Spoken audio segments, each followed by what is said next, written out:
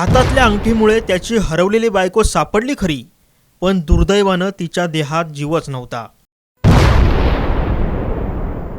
डोंबिवली स्फोट प्रकरणातील ही काळजाला चटका लावणारी घटना नेमकी काय आहे?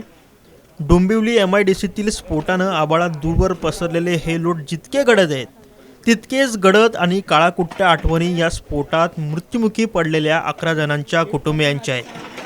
काळीज पिळवटून टाकणारा आक्रोश, न थांबणारे अश्रू आणि वेदनेच्या सगळ्या परिसीमा ओलांडणारी एक धक्कादायक कहाणी समोर आली आहे. ती नेमकी काय आहे ते जाणून घेण्यासाठी हा व्हिडिओ शेवटपर्यंत पहा आणि साम टीव्हीला फॉलो करायला विसरू नका.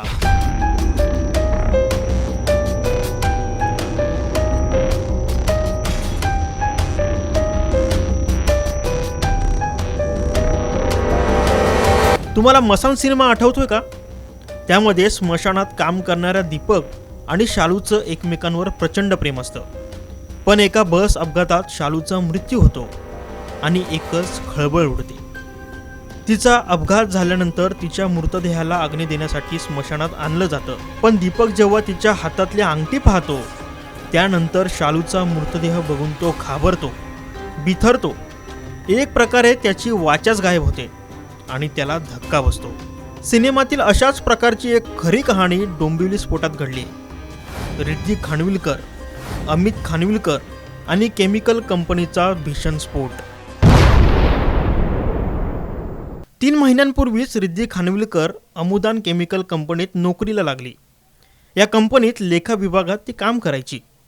रिद्धी आपला पती अमित खानविलकर आणि 12 वर्षांच्या मुलासह मानपाडा या भागात राहायची. अमित हा पालघर येथील एका प्रयोगशाळेत काम करतो आणि शाळेला सुट्टी असल्यामुळे रिद्धीचा मुलगा मामाकडे गेला होता. गुरुवारी बौद्ध पौर्णिमा असल्यामुळं अमित हा घरीच होता. पण त्या दिवशी रिद्धी कामाला गेली होती. दुपारी 2 वाजताच्या सुमारास MIDCत भीषण स्फोट झाला आणि ही बातमी वाऱ्याच्या वेगानं अख्ख्या महाराष्ट्रात पसरली. पण अमुदान कंपनीत स्फोट झाल्याचं समजतात अमितच्या काळजाची धडधड वाढली. तो बिथरला, घाबरला. त्याने लगेच रिद्धीला फोन फिरवला. तिला खूप कॉल केले, पण तिच्याकडून कोणताही रिस्पॉन्स मिळत नव्हता. त्यामुळे अमितला अक्षरशः घाम फुटला. त्याने लगेचच मित्रांच्या घरी धाव घेतली. कासावीस झालेल्या या जीवानं आपल्या मित्रांना आणि नातेवाईकांना याबाबत कळवलं. त्यांनाही मोठा शॉक बसला. आपली पत्नी कुठे असेल, ती कशी असेल, ती कॉल का उचलत नाही आहे, असे एक ना अनेक प्रश्न अमितच्या मनात घोळत होते. आणि याच अवस्थेत अमितनं घटनास्थळी धाव घेतली. त्यानंतर त्यानं आपल्या पत्नीची शोधाशोध सुरू केली.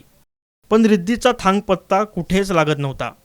त्यामुळे अमितने रिद्धीचे फोटो आपल्या मित्रांना आणि हॉस्पिटलच्या WhatsApp ग्रुपवर पाठवले. रिद्धी कुठेतरी सापडेल या आशेने अमित धडपडत होता. पण काही वेळानं अमितच्या मित्रांना एका डॉक्टरांचा फोन आला आणि मृतदेह ज्या ठिकाणी होते तिथं त्यांनी तपासायला सांगितलं. त्यानंतर अमितनं हॉस्पिटलमध्ये धाव घेतली आणि आपल्या पत्नीला शोधण्यासाठी कासावीस झाला.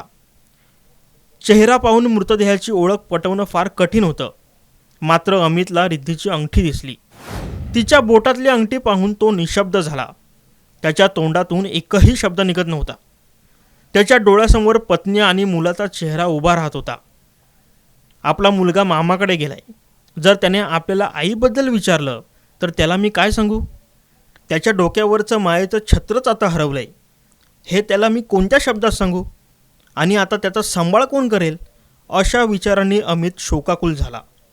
अमितनं आपल्या पत्नीला गमावलं आणि त्याच्या मुलानं आपल्या आईला. अमितनं जसं आपल्या बायकोला गमावलं तसंच कंपनीत काम करणाऱ्या नातेवाईकांना अनेकांनी गमावलं. ही घटना काळजावर घाव घालून गेली. नियतीने असा डाव आखला नसता तर अमितला आपली पत्नी आणि त्याच्या मुलाला आपल्या आईची माया मिळाली असती. या घटनेबद्दल तुम्हाला नेमकं काय वाटतं हे आम्हाला कमेंट करून नक्की सांगा. ब्युरो रिपोर्ट, साम टीव्ही न्यूज, डोंबिवली.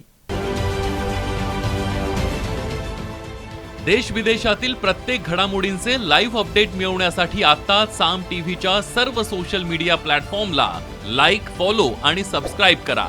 तसंच सर्व नोटिफिकेशनसाठी बेल आयकॉन प्रेस करायला विसरू नका.